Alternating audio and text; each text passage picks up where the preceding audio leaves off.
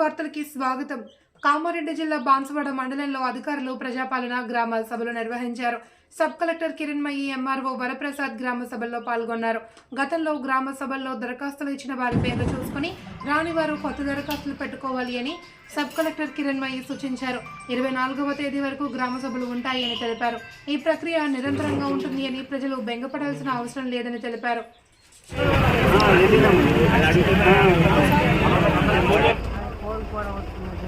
అది నేను చెప్తా మా ఇంట్లో అందరూ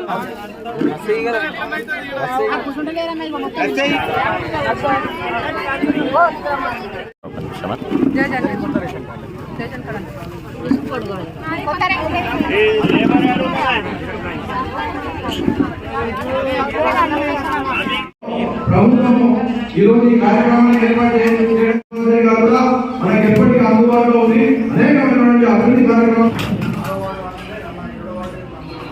ఇక్కడ ఈరోజు ఇంకా ఓటర్స్ కానీ ఉన్నటువంటి వారే ఈరోజు ఈ కార్యక్రమంలో ఇక్కడ ఉన్నటువంటి అధికారులు తీసుకురావాలి.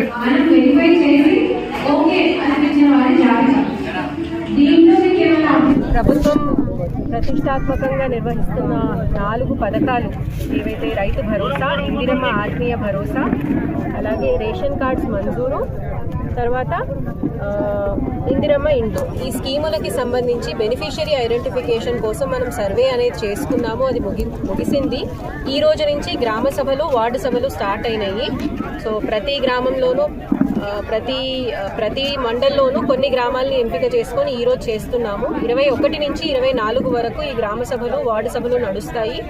వీటన్నిటిలోకి ఏమన్నా మనకి ఇప్పటి వరకు మనం వెరిఫై చేసిన లిస్టు, బెనిఫిషరీస్ ఎవరినైతే ఐడెంటిఫై చేశామో ఆ లిస్టులన్నీ చదవడం జరుగుతుంది, చదివి వినిపించడం జరుగుతుంది. అలాగే లిస్టులు కూడా డిస్ప్లేలో పెట్టడం జరుగుతుంది.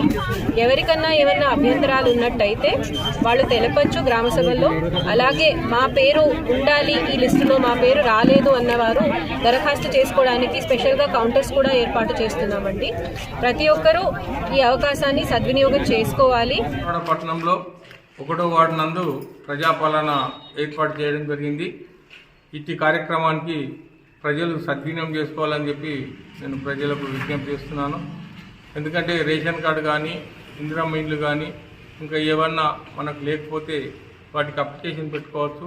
రేషన్ కార్డులో మనం అప్పుడు ఇచ్చినప్పుడు అప్పటికి కొంతమంది పిల్లలు పుట్టలేరు కాబట్టి ఇప్పుడు పుట్టిన వారు కూడా మళ్ళీ అప్లై చేసుకోవచ్చు. ఈ అవకాశం మనకు గవర్నమెంట్ కలిగించింది కాబట్టి ఈ రేవంత్ రెడ్డి సీఎం గారికి కూడా ప్రజల తరఫున నేను ధన్యవాదాలు తెలియజేస్తున్నాను.